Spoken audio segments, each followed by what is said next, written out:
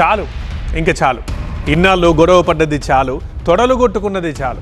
ఇక గొడవలొద్దు, కలిసిపోదాం, జస్ట్ రాజకీయాలు చేద్దాం అంతే అంటూ జేసీ ప్రభాకర్ రెడ్డికి శాంతి సందేశం పంపించారు కేతిరెడ్డి పెద్దారెడ్డి.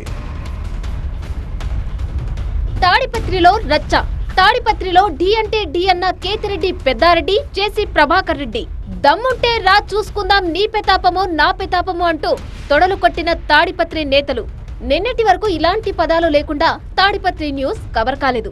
కానీ తాడిపత్రి ప్రజలు ఎన్నడూ వినలేమనుకున్న మాట కేతిరెడ్డి పెద్దారెడ్డి నోటి నుంచి విన్నారు.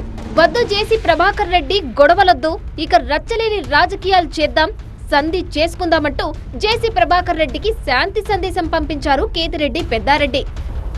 14 కాన్స్టిట్యున్సీలలో ఏ విధంగా రాజకీయాలు చేస్తారో నువ్వు కూడా అదే విధంగా చేస్తాను. నేను ఇతూ చెప్తాను, ఇంతటితో నువ్వు స్టాప్ చేయి, నేను స్టాప్ చేస్తాను.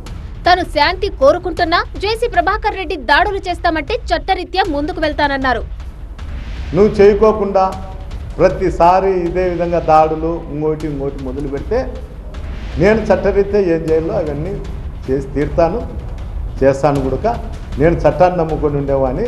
నీ మాదిరి బలాన్ని కార్యకర్తలకు రెచ్చగొట్టి పురుగొలిపి దాడులు చేసేవాడిని మాత్రం కాదు. మా ఆస్తులు మేమేంటికి సంపాదించుకోవాలా? అతనింటికి అడుగు పొద్దున్నే పోయి టిఫిన్ తినొచ్చి పోలే, ఏదో ఆ కోఆర్డినేట్ చేయండి, పోయి టిఫిన్ తినొస్తాం. జేసీ ప్రభాకర్ రెడ్డిని చూసి ఆయన కుమారుడు కూడా అలాగే తయారవుతున్నారన్నారు పెద్దారెడ్డి. మీ మనస్సాక్షి చేయి పెట్టుకొని చెప్పండి. కథలు చెప్పాలంటే బ్రహ్మాండంగా చెప్తారు. వాడు నీకు సలహాలు ఇచ్చి నీ రూపంలో దౌర్జన్యాలు చేస్తాను. నీ కొడుకు భవిష్యత్తు గురించి ఆలోచించు. నిన్ను చూసుకొని నీ కొడుకు తయారైనాడు. వాళ్ళు గ్రాడ్యుయేట్స్ అయ్యా. నీ మాత్రమే మతి శ్రీమతమే నీ కొడుకు మాట్లాడబట్టే ఫేస్బుక్ లైవ్ చూస్తాంట నేను ఎప్పుడన్నా.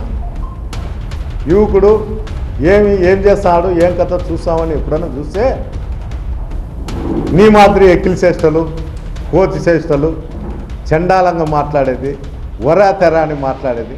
జేసీ ప్రభాకర్ రెడ్డి తరం ముగిసిపోయిందన్న కేతిరెడ్డి ముందు తరం సంతోషంగా ఉండాలంటే శాంతి మార్గమే బెటర్ అన్నారు.